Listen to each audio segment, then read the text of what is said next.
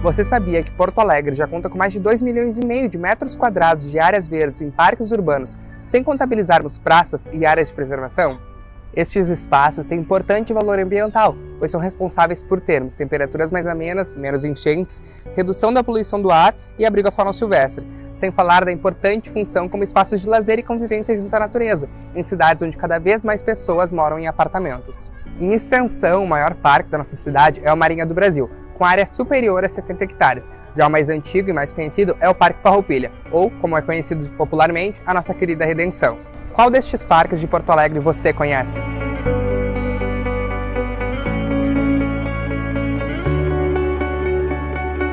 Nas unhas eu queria um efeito holograma, sabe?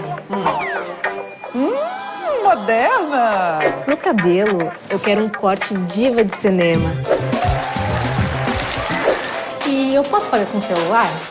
Claro! Não é uma beleza? A Vera é como você, tem sempre solução pra tudo. Tem produto pra vender no balcão e onde seu cliente estiver. Tem aplicativo de gestão da Vera Store e atendimento via chat, WhatsApp ou em mais de 500 agências Banrisul.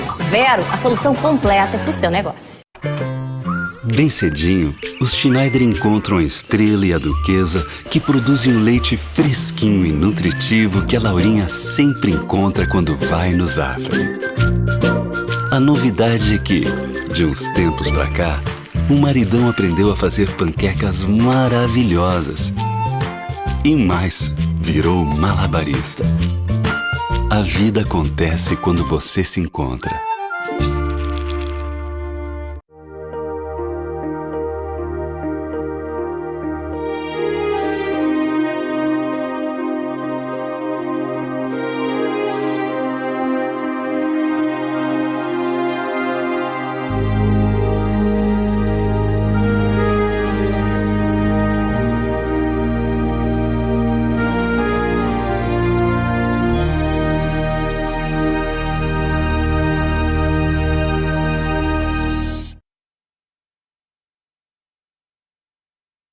Mais uma transmissão da Feira do Livro de Porto Alegre 2021, uma realização da Câmara Rio-Grandense do Livro.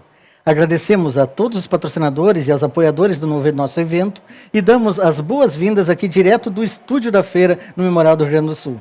Nesta edição, o nosso evento será híbrido, no formato online, e teremos na programação geral lives diárias. Você pode participar e enviar a sua pergunta, que você está assistindo, diretamente pelo canal do YouTube da Câmara do Livro.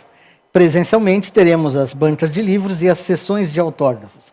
Consulte a programação no site da feira, agende-se e visite a gente aqui na Praça da Alfândega.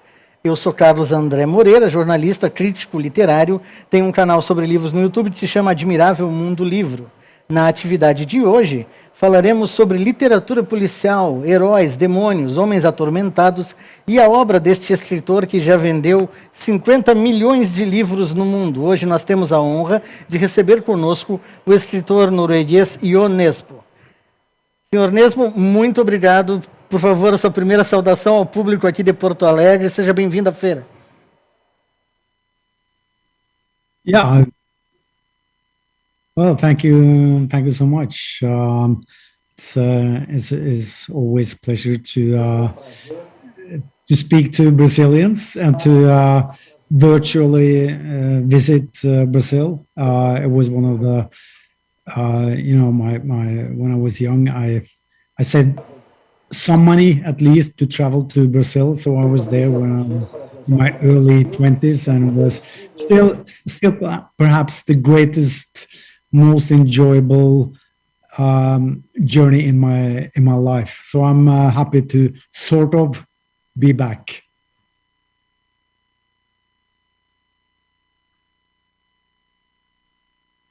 Senhor Nesbø, eu vou fazer uma breve apresentação. Jo Nesbø é um autor com uma biografia que poderia lembrar ela própria de um personagem de romance. Ele, na juventude, foi jogador de futebol num time da primeira divisão norueguesa chamado Molde FK. Ele formou também, ainda nos anos 90, uma banda pop rock chamada DDR, da qual ele é vocalista e letrista. Também, paralelo a isso, estudou administração, atuou como corretor de valores, mas abandonou a atividade no mercado financeiro, se mudou para a Austrália para passar um período de férias e foi lá que surgiu o primeiro romance protagonizado pelo detetive Harry Hula, que é o seu investigador recorrente. Esse livro se chama O Morcego. Não por coincidência, essa trama mostra o policial como um peixe fora d'água enviado para colaborar com a polícia australiana no homicídio de uma cidadã norueguesa. Hula voltaria como protagonista em outros 11 romances, entre eles A Estrela do Diabo, O Leopardo, Boneco de Neve, este último adaptado para o cinema em 2017, com Michael Fassbender como Harry Hula. Também ele já escreveu outros romances sem esse protagonista, são também thrillers, romances de mistério, mas com uma trama menos ligada a essa saga maior, como Headhunters, por exemplo, que também foi adaptado para o cinema, e Macbeth, que transpõe a tragédia de Shakespeare para o submundo do crime contemporâneo. O livro mais recente protagonizado por Harry Hula é A Faca, lançado no ano passado pela Record do Brasil, e este ano a editora também publicou em nova edição o 4º episódio dessa série de 12 aventuras, que se chama A Casa da Dor. É uma questão. Aqui no Brasil o livro se chama A Casa da Dor, em inglês se chama Nemesis, e o título original é o nome da rua em que a história se passa. Então tem um título para cada nacionalidade. Tem um elemento pessoal interessante para nós nesse livro em particular, que parte da sua história é ambientada na Bahia, no Arraial da Ajuda, próximo a Porto Seguro. Portanto, acho que essa seria a primeira pergunta que eu gostaria de fazer ao nosso convidado. Como é que surgiu esse episódio de levar esse investigador nesse desvio até a Bahia? Well, it was when I was there for my first visit. We were 3 friends, 3 students traveling there together, and we were traveling down from the north, traveling to Bahia, and we've been advised that there was this beautiful little place called Ajuda da Ribal, as we pronounce it in Norwegian. I don't know if that is correct, but and when we got there, it was a beautiful place, but we also discovered that it was refugee for people from different walks of life. That there were a lot of people there who came there when it was winter season in Europe. People who worked the streets, selling cheap jewelry and playing music in the streets, and so they gathered there, sort of late hippies. But there were also some Norwegian workers in the oil industry who came there when they had their 3 weeks off. And we also actually met a couple of Norwegian bank robbers. And I remember asking them, really, are you guys bank robbers? Yes, they said, yeah, we rob banks in Norway. And so I asked them, how is business? And they told me that, well, most of the times we actually get caught and we have to spend time in jail.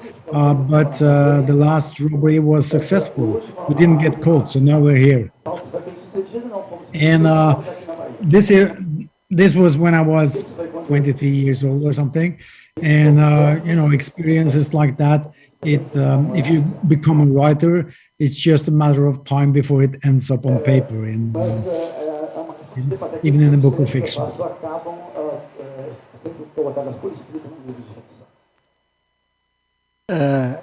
Você escreve nesse livro que a caipirinha brasileira ela é tão ruim que o seu caráter de punição auto-infligida talvez seja o melhor remédio para um alcoólatra que não queira se manter muito em contato com a bebida. A sua experiência com a caipirinha brasileira foi tão traumática assim? I think I got the really cheap variant of the drink. We didn't have much money. We traveled by bus. We had to live and eat cheaply and also drink cheaply. Um elemento que costuma ser comum na moderna literatura policial contemporânea é a ligação de um detetive, com a cidade em que ele vive. Nos seus livros isso é presente na relação de Harry Hole com Oslo, mas eles também subvertem esse motivo, levando muitas vezes Hole a viajar e a atuar em diversos lugares do mundo. O primeiro livro era em Sydney, o segundo em Bangkok, ele também já passou por Hong Kong, já passou pelo Brasil. O que leva o senhor a fazer o Harry Hole a viajar tanto? É parte do seu próprio ímpeto de viajante? Well, I think that it's when I wrote the first novel, it was a result of me going to Australia, simple as that. I've been asked by a girl who worked at the publishing house who I knew a little to write a book about, well, originally she wanted me to write a book about the band I was playing in. And I said, I won't do that, and maybe you'll get something else.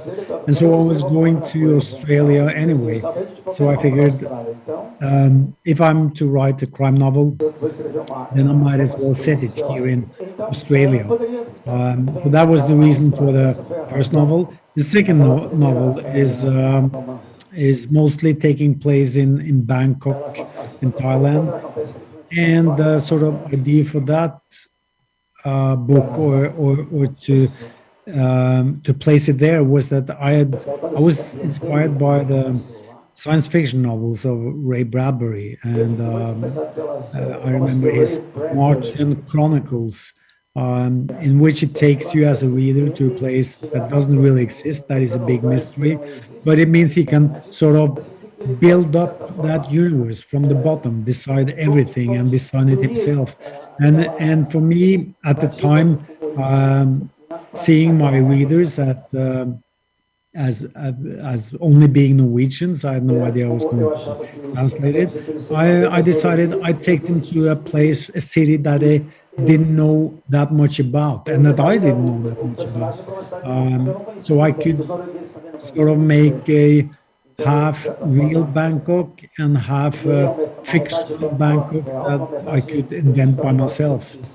Now, after that, I took Harry back to Oslo, and after that, Oslo has become almost like a character in the novels of Harry Hole. But he does travel, because I think it makes it more interesting to see Oslo from the outside, and also see the outside from Oslo. Esse seu livro que foi recentemente relançado no Brasil, A Casa da Dor, Nêmesis, né?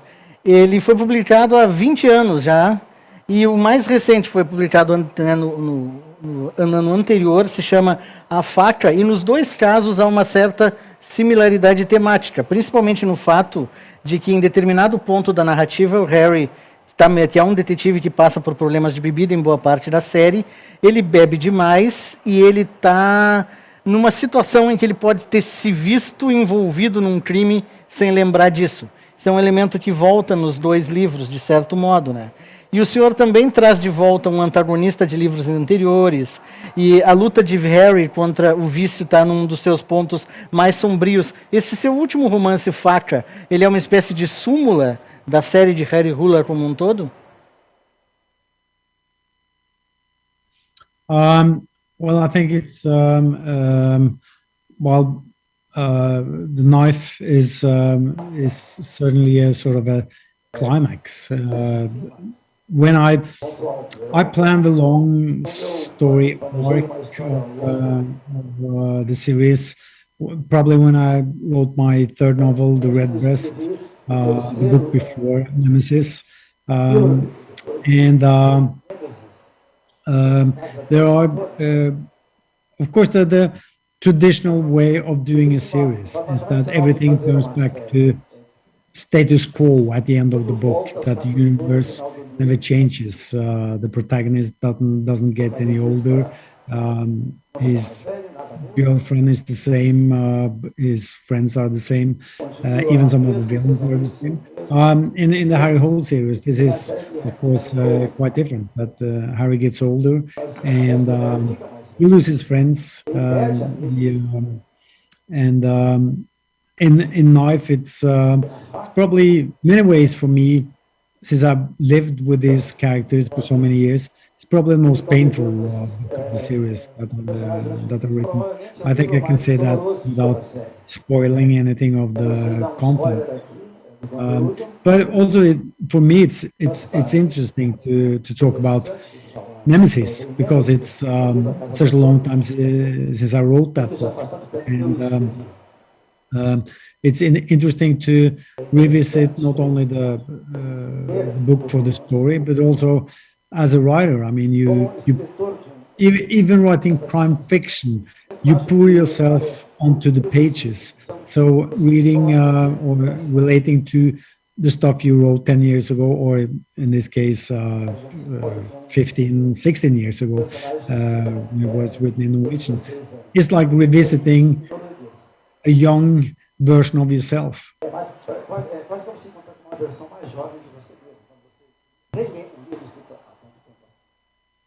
Num certo sentido, a sua relação com o personagem também, então, tem esse caráter de uma relação com alguém que o senhor já conhece há 3 décadas, por exemplo, uma amizade com um amigo difícil que o acompanha há 3 décadas e do qual o senhor às vezes precisa de um certo intervalo, uma certa distância, justamente porque o senhor já o acompanha há tanto tempo. A sua relação com o personagem também se desenvolve assim?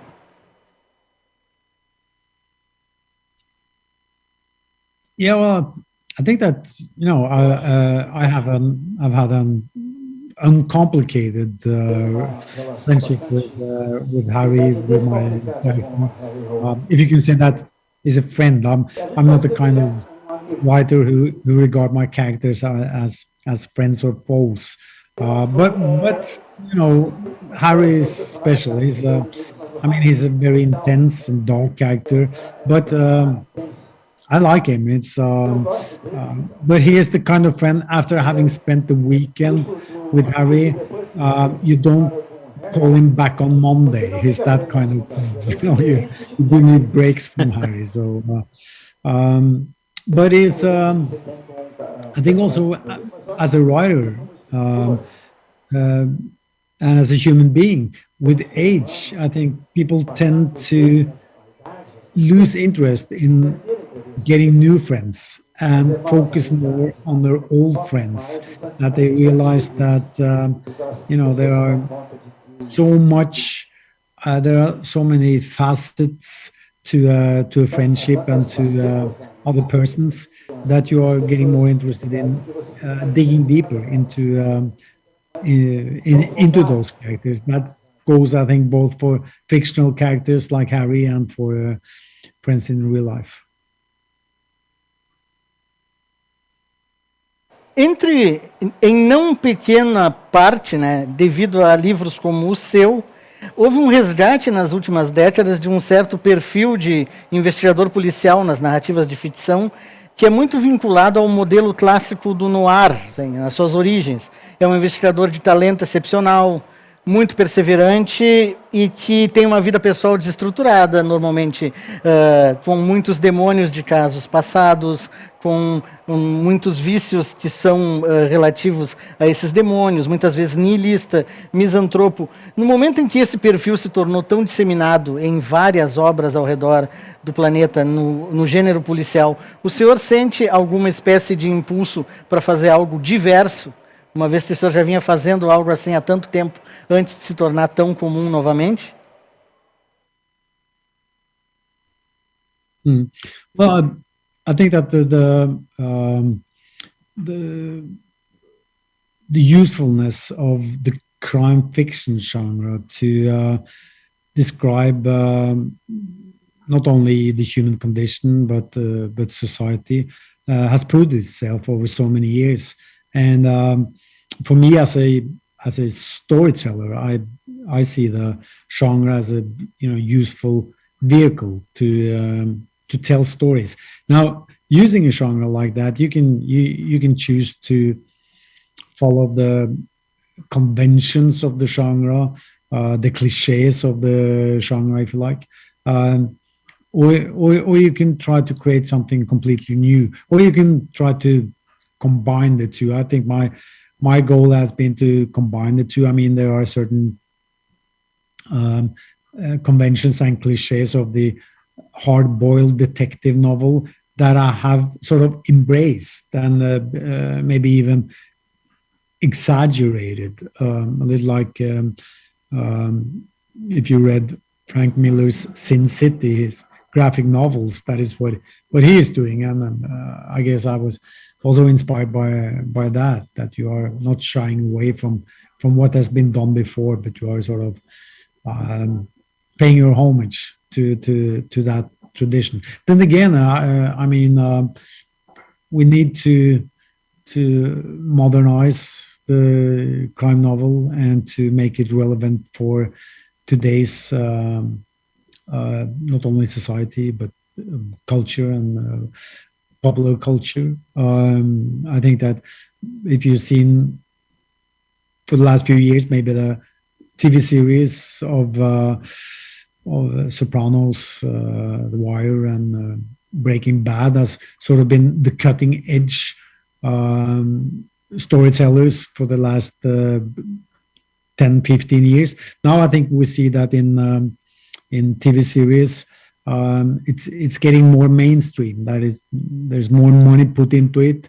15 years ago, you can aim at the niche audience. Now you have to, there's so much money in it, you have to sort of hit the big audience.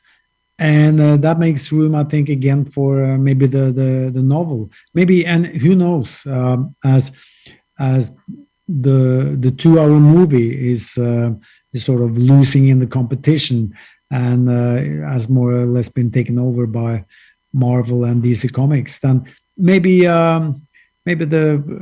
they will take over as the storytelling vehicle that can aim at the niche audience. If that is the case, then I think I'll get into starting writing scripts for 2-hour movies again.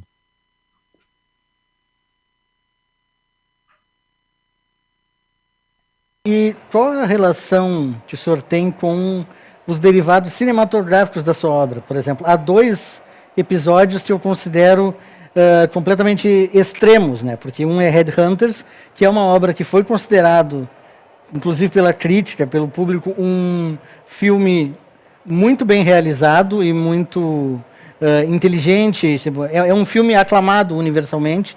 E há o Boneco de Neve, que teve uma produção bastante tumultuada e que houve uma série de problemas no lançamento, inclusive com questões de edição e tal. O senhor, como um espectador desses filmes, de algum modo, tem alguma relação diferente com eles por ter sido o autor daquelas histórias? O senhor consegue vê-las com um certo frescor, assim?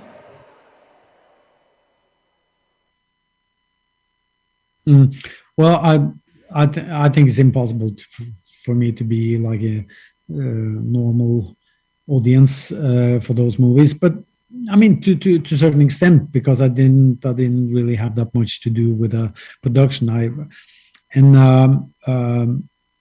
Basically I don't see the movies as versions of my story. I see them as a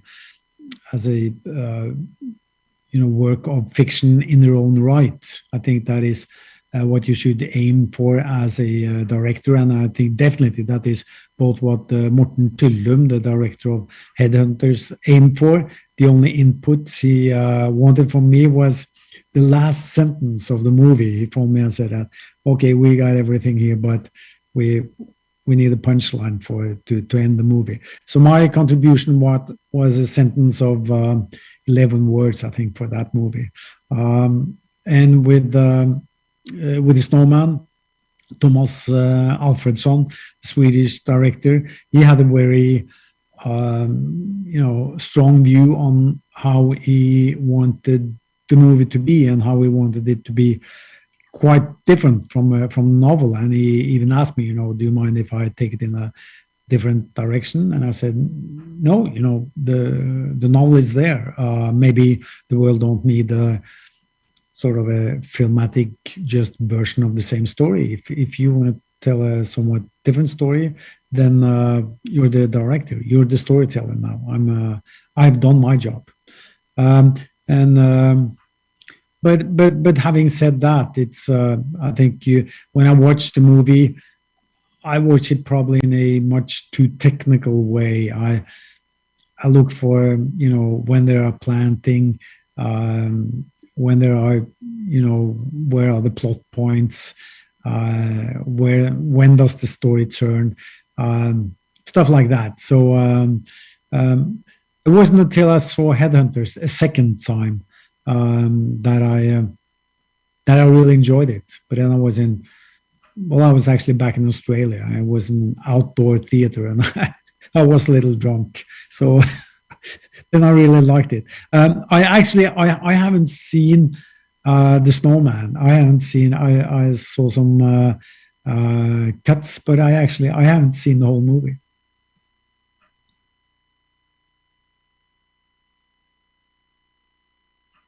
É publicado hoje em dia em cerca de 50 países, ou seja, num bom número de idiomas.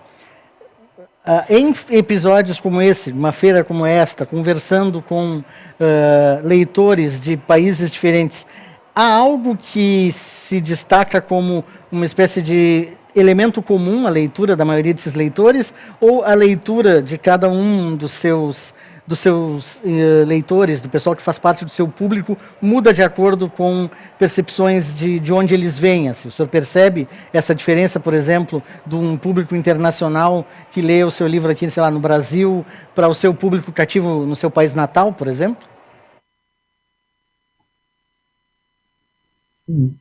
Well, I must say I find it very interesting that it seems like readers all over the world they seem to read the book in a very similar way. It's the same questions, the same viewpoints. Of course, within any country, there's a wide variety of viewpoints and things that they find interesting, or things that they like or hate. But I think the differences aren't between Norway and Brazil or Russia or South Korea. It seems, was a friend of mine who said that she feels, of course, more living in Oslo. She feels more related to people living in Rome or London than to people living in the countryside in Norway. And so I think that the world has become one big culture where we, to big extent now, share the same cultural references. I mean, we watch the same movies, the same TV series, and more and more we read the same books also, listen to the same music. And I think that when I was traveling in Brazil in my early 20s, I was never in doubt, where I was. When I woke up in the morning and I looked out the window, I knew I was in a total different place. Nowadays, if I'm, traveling with my books and I fall asleep in a taxi, I wake up and I look out of the window of the taxi onto the street. Sometimes it takes several seconds before I realize where I am, because, the shops are the same. The people on the pavements, they dress the same. The music that you hear from the radio and the taxi is the same. We share, for good and bad.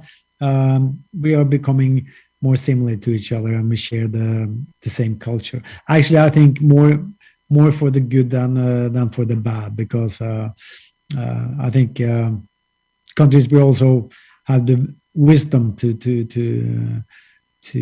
keep and protect what is special for each culture and each country. And I think it's mostly for the good, because now young people communicate much better now than we did when I 20, 30 years ago. I think if you look at the country like the UK, which just broke loose from the rest of Europe with the Brexit, all the young people in Britain, they voted for Europe. They wanted to stay within the EU. And I think that is hopefully what we see now, young people that will drive the fight against the climate crisis to solve those problems.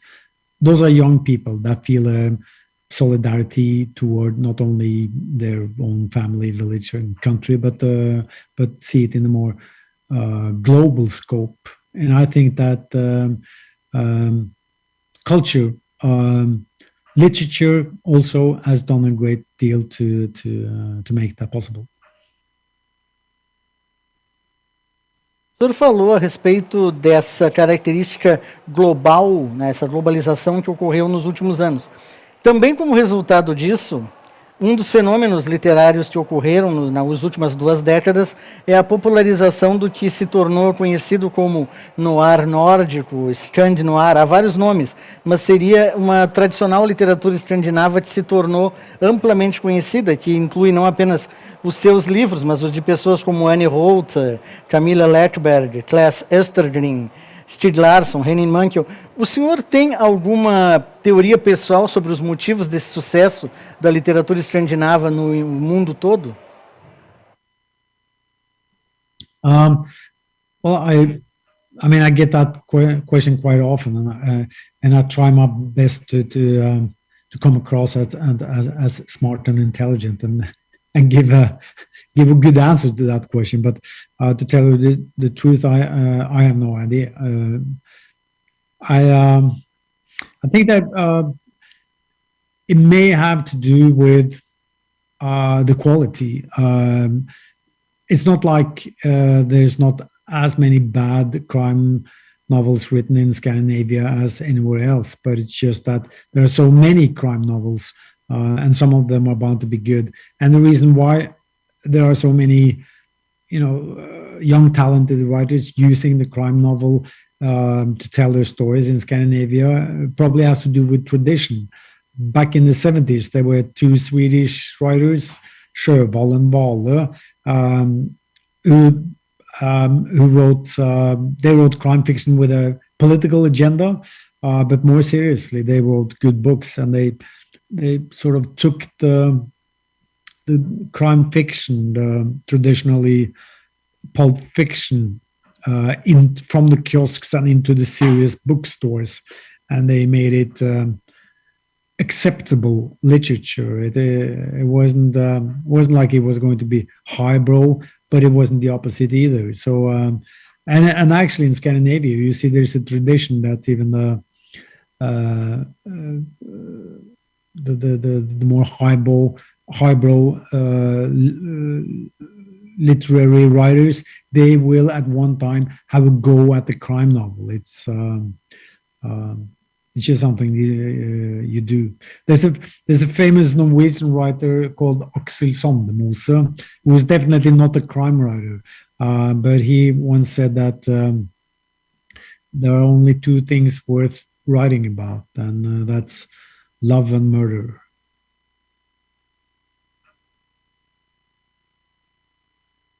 Nós temos agora aqui já algumas perguntas do público que está nos acompanhando na live. Eu vou ler algumas. A Roselaine de Souza Agostin faz a seguinte pergunta: o senhor pretende escrever novos livros da série de Harry Hole? Vem novas aventuras dele por aí?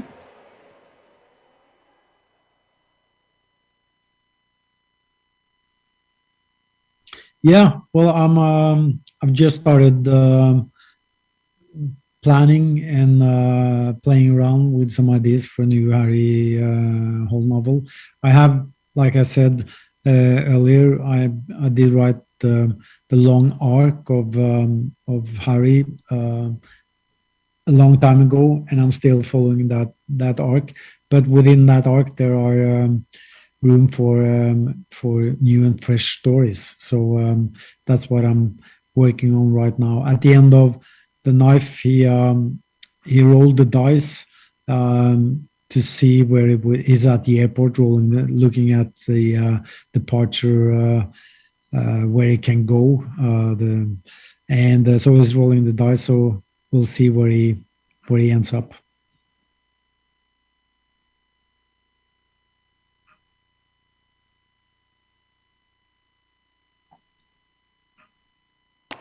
Ok. Uma outra pergunta aqui da nossa audiência, Inalda Paz, faz a seguinte pergunta. Eu tenho curiosidade em saber como surgiu Dr. Proctor e o universo das suas histórias infantis, considerando o histórico pesado da literatura de crime em que nós nos vimos envolvidos pelo senhor. Assim. Como surgiu essa faceta de escritor policial / escritor de histórias infantis? You mean how come I wrote children's books? Isso. Qual foi a gênese das suas histórias infantis protagonizadas pelo Dr. Proctor? Well, it was my daughter, of course. She was when she was a kid. She used to use me as her personal jukebox. She just ordered me to tell stories, and she would even, order elements that she wanted in the story. So she would say, "Okay, Daddy, tell a story. In this story, I want a little girl that is quite pretty and looks a little bit like me, and I want the mad professor, and I want a boy, a very small boy." She wanted small boys because she was a bit afraid of boys at the time, and a potato and a dinosaur, something like that. And I would then ask, okay, let me think for 2 seconds. Okay, is it okay if we have some fart powder in the story? And she protested and said, "No, you always want farting in the stories, Dad. No farting." And I said, "Okay, a little bit, please." "Okay," she said, "a little bit." And so I came up with the story of this mad professor who has invented the powder that will prevent people from farting when they are going to funerals and serious business meetings and stuff like that. And so the girl and the little boy, very small boy, Bulle, they come up with the idea that the mad professor, who is their neighbor, should reverse the formula so that people eating the powder will have, immensely powerful farts. And they try to sell this formula to NASA so they can shoot astronauts directly into space and so on. So this crazy story, then I realized that, okay, this might be a fun book to write. And so it was the start of the Dr. Proctor series, which is now five books. A Cristina Macedo, ela faz uma pergunta aqui que tem relação com algo que o senhor comentou antes. O senhor falou que existe aí o senhor citou, né, a frase de que apenas duas coisas que valem de fato a pena escrever, que é sobre amor e assassinato. Então, o que o levou a escrever sobre o assassinato? Mas qual foi o gatilho que o levou a escrever a literatura policial? O que levou para o assassinato? Lack of time. I had, like I said, I was asked by a girl I knew she asked me to write a book, and I was going to Australia, and she wanted me to write about the band. I said, I'll write you, something else. So I figured, okay, I'm going to be in Australia for 5 weeks, so I have to write something in 5 weeks. And I figured that, okay, what can you write in 5 weeks? Well, you can write a crime story in 5 weeks. I'd seen so many of my friends who were ambitious and wanted to be writers, of course, and write the big European novel at their first attempt. So I figured that, okay, let's not do that. Let's try to write something short and simple, and something that has a structure, because I saw all my friends get stuck in, midway through the book, not being able to solve the problem and to finish the book.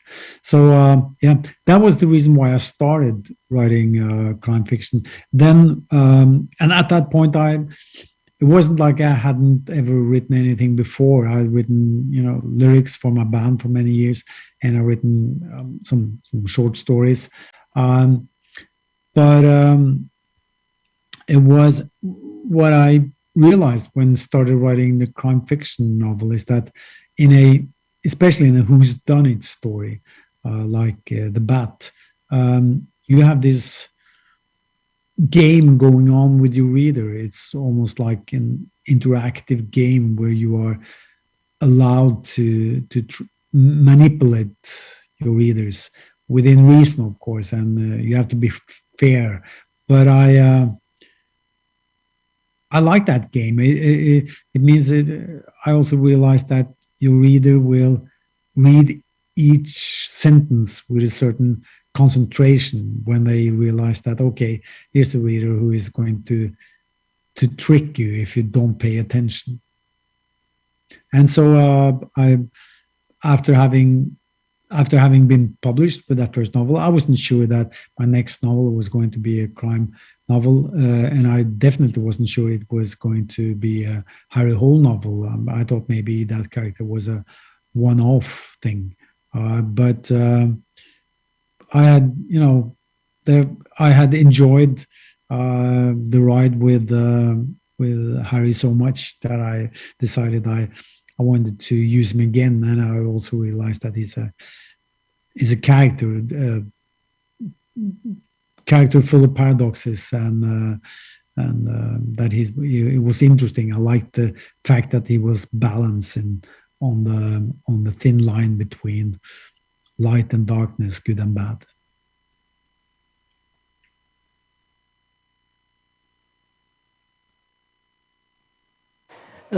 Essa pergunta talvez o senhor também já tenha ouvido bastante, né? Mas é que ela ressoa, principalmente aqui entre leitores do Brasil, da América Latina. Se o senhor também tem uma teoria pessoal sobre essa fascinação com o crime, e muitas vezes com os aspectos assim mais teatrais, horripilantes, dramáticos, dos romances de crime produzidos em países como Noruega ou Suécia, sociedades que daqui do ponto de vista, por exemplo, da América Latina, parecem ser sociedades bem pouco violentas, num certo sentido, ou com uma criminalidade muito abaixo dos patamares que nós vivenciamos em países latinos como o Brasil, Argentina, México e esse tipo de situação, né? De onde vem, será, esse fascínio imaginativo por esse crime brutal e com toques, às vezes, de dramaticidade, de teatralidade e até de um certo tom horripilante, assim?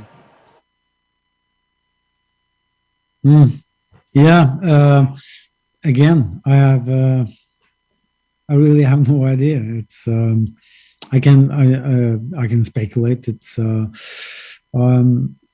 don't think that Scandinavians are really more into crime fiction than the countries. There is a theory, of course, that in countries where you have a lot of violence, or in countries where that's at war, they don't need violence and crime in their entertainment, which is I'm not sure that is true. It's I just read that in London during the Blitz war, when people were hiding from the bombs in the shelters, they would read, and the most popular material would be crime fiction. So I think that the reason maybe that Scandinavian crime fiction works when describing like you said, a Scandinavian society where the crime rates are low, is that it's people understand context, whether you live in Rio or you live in a small innocent village in Norway. They understand that a murder in this small village is a shock to the system. So, and you understand that even if you're living in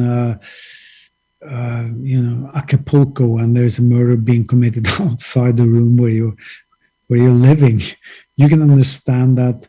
Okay, so that is maybe business as usual in my town, but in this story, it's not business as usual. So maybe that is, the innocent backdrop is actually more suited for writing crime fiction.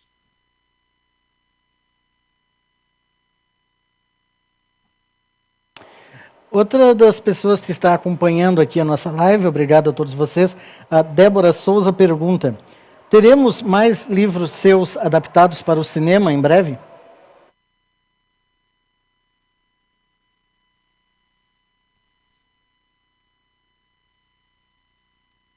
Yeah, well, actually, they finished shooting a movie, American/Italian production, based on a standalone novel called The Midnight Sun. There's a number of stories of mine that's in different stages of pre-production. But the thing, of course, with TV series and especially movies is that you never know. You may have 10 stories in the pipeline.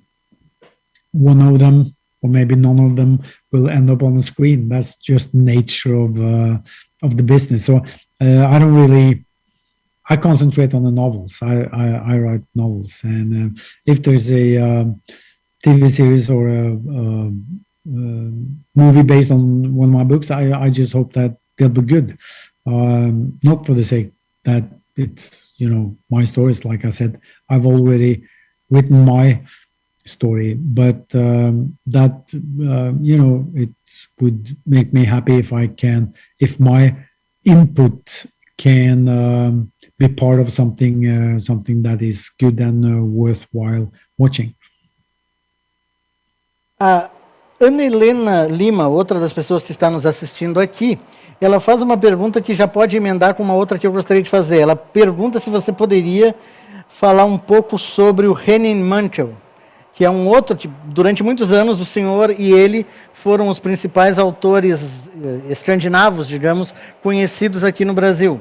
Ele é sueco, o senhor é norueguês e tal. Aí ocorreu o fenômeno Stieg Larsson e abriu portas para outros autores, mas o seu nome já circulava por aqui e o dele também. E a minha pergunta agregada a essa seria: o que o senhor anda lendo e que o senhor recomendaria das suas leituras mais recentes?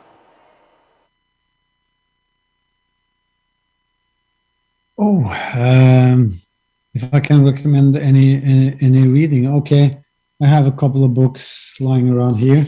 This is not reading, but this is watching pictures. This one, The Americans.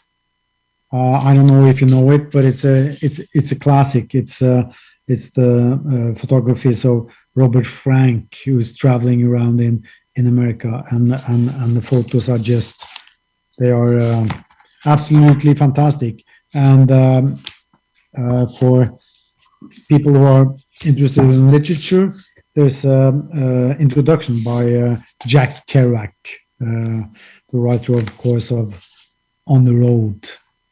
So I recommend that one. Right now, I'm writing a biography about climbing because I'm reading about climbing. This is the Lynn Hill, the first climber, male or female, to climb the famous route, the Nose, back in the 90s. So she's, I'm writing about her and a few other climbers. And there's the book that my laptop is standing on, and it's a European history. It's the dream of Europe. It's sort of going through the political history of Europe for the last 20 years. So it's sort of history about present time, more or less. Yeah, also a very good book. Eu recebi aqui uma pergunta de uma pessoa ligada à sua editora no Brasil, a Record. A Renata Pettenguil, ela pergunta: da última vez que você veio ao Rio, você disse que voltaria se conseguíssemos que você desse um pontapé inicial num jogo do Flamengo no Maracanã. Se conseguirmos isso, você volta de verdade? Essa é a pergunta da Renata. Imagine que a gente já está encerrando, nosso horário está terminando. O senhor voltaria se desse o pontapé no jogo do Flamengo? Of course. I mean, wouldn't you come to Norway if I promised you that you could kick off a match between Molde and Rosenborg here in Oslo?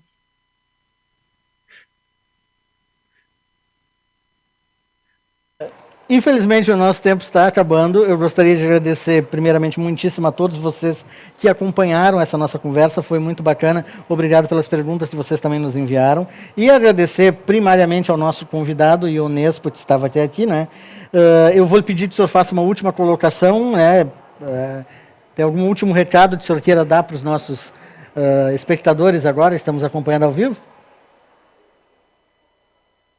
Well, I just want to say thank you to all my Brazilian readers who have followed this interview, and wish you luck as a country. And as usual, I will follow Brazil soccer team closely in the World Cup coming up.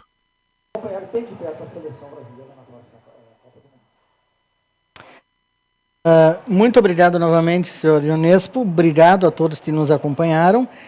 Siga acompanhando a nossa programação online e até o dia 15 de novembro, visite as bancas da Praça da Alfândega e participe das sessões de autógrafos da Feira do Livro de Porto Alegre. Nós agradecemos muitíssimo a sua audiência, muito obrigado e até o próximo evento.